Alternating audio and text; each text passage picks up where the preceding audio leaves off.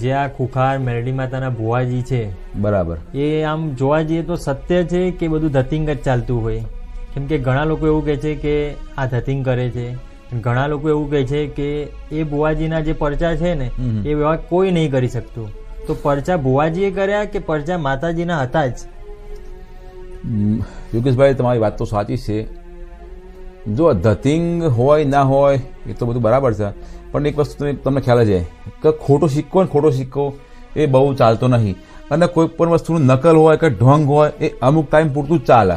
કે ને કે ખોટો સિક્કો હંમેશા ભાઈ પાછું જ આવે. હવે કોઈ વ્યક્તિ ઢોંગ કરતો હોય, પાખંડ કરતો હોય તો એની એક લિમિટ હોય. અને આજકાલ વ્યક્તિઓ, મને ખબર તો હતી, એટલા બધા ઘોડા નહીં. આજે વિજ્ઞાનનો યુગ છે, લોકો ટેકનોલોજી વાપરે છે, લોકો બધી સારું ખોટું શું છે બધા લોકોને ખબર જ છે.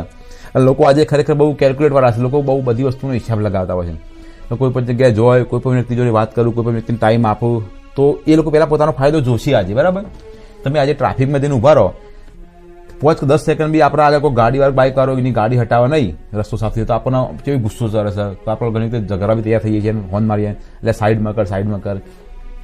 5-10 મિનિટનો તો ઠીક, પણ આપણે 5 કે 10 સેકન્ડનો પણ આપણને ટાઈમ નહીં હોતો. હવે ખૂંખાર મેરડી બારેજા વિશે આપણે વાત કરીએ. ત્યાં આગળ જ્યારે બી બેઠક થાય ત્યાં આગળ લાખોની પબ્લિક હોય છે. લોકો આખો દિવસ બગાડતા હોય છે. બરાબર, દિવસ બગાડી એવું તો ના કહેવાય. એનો મતલબ કે એમનો દિવસ આપણે સાર્થક કહીએ, કે એમનો દિવસ ઉગી ગયો, કે દિવસ એમનો સાર્થક ગયો.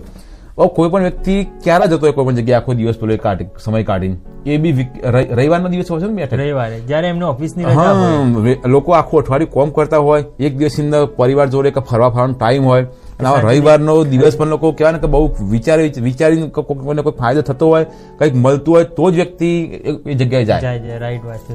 હવે જેટલા બી લોકો જાય છે એ લોકો એમની શ્રદ્ધાથી જાય છે, એમને કંઈક ના કંઈક ત્યાંથી ફાયદો થાય છે ત્યારે જાય છે. ભુવાજી તો કદી કહેતા નહીં એવું કે તમે મારા મંદિરે આવો, કે મારા ધામ ઉપર આવો, કે મને પૈસા આપો એવું. કોઈ પણ વ્યક્તિ કોઈ પણ જગ્યાએ બનતો હોય તો એમાં એને કંઈક ના કંઈક ફાયદો થતો હોય, એની શ્રદ્ધા હોય, એનું કોમ થતું હોય ત્યારે કોઈ પણ વ્યક્તિ જતો હોય. એમાં ડ્રોંગ હોય કે ધતિંગ હોય કે એવું બધું નહીં આવતું. અને ભુવાજીની એક રીલ્સ મેં જોઈ હતી, હું હજુ સુધી પોતે કદી બારેજા ધામમાં હું જોયો નહીં, પણ આપ જે બધા વિરોધ થવા મળ્યા ને, એટલે મેં અમુક 1-2 વિડીયો જોયા એમના રીલ્સની અંદર. આપણે કોઈનો વિરોધ નહીં કરતા. જો દેવી દેવતાઓનો વિરોધ એ તો આપણા માણસના ઓકાત બહારની વાત છે. કે તમે એમ કે હું મારા માતા પિતાનો વિરોધ કરું, કે જેમના લીધે હું પૃથ્વી ઉપર આવ્યો, કે જેમને મને જન્મ આપ્યો, હું એમનો વિરોધ કરું, તો દેવી દેવતા કે ભગવાન તો માતા પિતા કરતા પણ એમનું સ્થાન બહુ પેલું છે. એટલે માણસની કોઈ ઓકાત જ નહીં કે તમે દેવી દેવતાનો વિરોધ કરો, કે તમે એવું કહી જ ના આવ્યો કે હું માતાજી કે દેવને નહીં માનતો એવું. બરાબર, તો તમે નહીં માનવા વાળા એવા કોણ? તમે પોતે કોણ? તમે પોતે તો આપણને ઓળખતા નહીં, અને આપણે કહે કે હું દેવી દેવતાને નહીં માનતો. તો દેવી દેવતાની માન તમે હાલ છોડો. હાલ આપણે વાત કરીએ આપણે ભુવાજીની. બરાબર, તો તમે આપણો પ્રશ્ન મેન શું હતો કે ભુવાજીનો વિરોધ કરે છે લોકો. બરાબર, તો ઘણા લોકો એવું કહે છે કે ભુવાજીના પરચા હતા. તો ભુવાજી પરચા આપે છે કે માતાજી પરચા આપે? એમાં ચી વસ્તુ ખબર કે જુઓ, આમ તો ખરેખર માણસ એનું વર્તન સુધારે, ભક્તિ કરે, તો આજકાલ તમે ઘણા બધા એવા ઋષિ મુનિઓ હતા, ઘણા બધા સિદ્ધ યોગીઓ પણ હતા, કે જે લોકોના ઘણી બધી રિદ્ધિ સિદ્ધિઓ હતી, એમ એવો પાવર હતો કે એ લોકો કહેવાય ને કે મરડાને પેલો કરે. આજે પણ ઘણા બધા એવા સંતો મહાત્મા એવા સિદ્ધ યોગીઓ છે કે જે લોકોના પરચા હોય છે. વાત કરીએ આપણે ભુવાજીની. હવે જે કોઈ વસ્તુ વિચારો કે તમે કહેવાય કે આપણો ઘરમાં 5 લોકો ઘરમાં આપણું કેવું નહીં માનતા હતા, આપણું મન આપણું કેવું નહીં માનતું હતું. આપણું મન આપણું કેવું માને છે? 5 વ્યક્તિઓના આપણું કેવું, આપણી વાત 5 વ્યક્તિઓ આપણી વાત હોભળવા તૈયાર નહીં હતા. તમે ગોમની અંદર તમે ખાલી એક હોમ હાઉસ બિહારો તો તમે હોમ હાઉસ બિહારીને તમે જોઈ ગયો કે ભાઈ કાલે આ જગ્યાએ સભા રાખીએ, આ બાબતે કાલે આપણે મિટિંગ, હોમ હાઉસ આ જગ્યાએ આવી જજો. હવે લાખો પબ્લિક ભેગી કરવી, આટલા બીજી જમાના લોકો 5 મિનિટ વાત કરવાનો ટાઈમ નહીં હતો, અને એક જગ્યાએ ભેગી કરવી, તો એમાં કોકના વખત તો ભુવાજીનું સત હશે ને, કોક તો એમનો પરચો છે ને.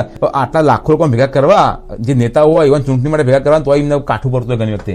કે ચૂંટણી હોય ગામમાં નહીં સભા ભરતા, તો લોકો પેલા ભજ્ય ખવડાવવા પડતો હોય છે, પાર્ટી વાળી પર આ કરવાનું તે ચવાનું આપો, તાના લોકો ગામમાં 50 હો કે બહુ માણસો તાને ભેગા થાય. ત્યાં આગળ તો નહીં એમને કોઈ લાલચ આપવામાં આવતી. લોકો જાતે એમના શ્રદ્ધાથી લોકો આવે છે. અને ઘણા લોકો ત્યાં જમે છે. ઘણા લોકોને મેં પોતે લાઈવ સાંભળ્યું છે કે અમે રવિવારે ગયા હતા પણ ખાલી દર્શન કર્યા, જમ્યા નહીં. કેમ કે ભાઈ જમવાનું નતું, કે પતી ગયું હતું, કે ભાઈ અમે પહોંચી ના શક્યા, કે ગમે XYZ. તો એ લોકોએ એવું મનમાં ના વિચાર્યું કે અરે યાર હું ગયો, મારું ભાડું ખર્ચો થયો અને મને ખાવા ના મળ્યું. ના, એ લોકો એવું નહીં વિચાર્યું હજી સુધી. એમ જ કે ભાઈ ગયા હતા, નથી તો નથી, પણ માળીના દર્શન થઈ ગયા.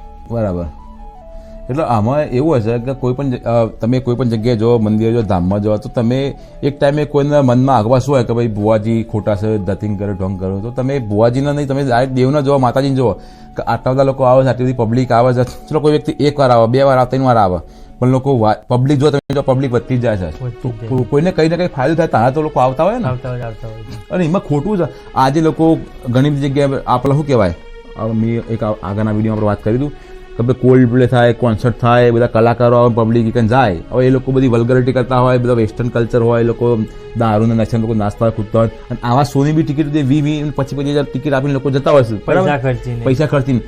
આવી જગ્યાએ કોઈ ભગત હોય, કોઈ ભુવાજી હોય, આટલી જનમેદની બોલાતા હોય, લોકોને ભક્તિમય બનાવતા હોય, લોકોને સારા સંસ્કાર આપતા હોય, દારૂ સ્વરાવતા હોય, તો અમનો વિરોધ કરવાનો શું મતલબ? અને ભુવાજી એક રીલ્સની અંદર એવું કહેતા હતા, ઇન્સ્ટાગ્રામની અંદર મેં એમની એક રીલ જોઈ હતી કે જો મારા કહેવાથી લોકોને ભલ થતું હોય, લોકોનો કોમ થતો હોય, તો મને એવો ઢોંગ કરો કે આ ધતિંગ મને પસંદ છે, બરાબર?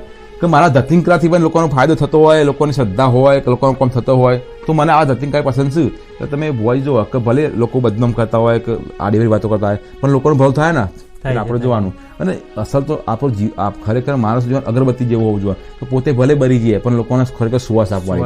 અને જો કોઈ પણ ભુવાજી હાચા હોય, ખોટા હોય, ધતિંગ કરતા હશે, તો એમને એમનું કર્મ જ લઈને ડૂબશે. આપણા લોકોને ન્યાય આપવા, આપણા લોકોને જસ્ટિફિકેશન કરવા વાળા, આપણા લોકોને માપવા વાળા આપણે પોતે કોણ? સાચી વાત.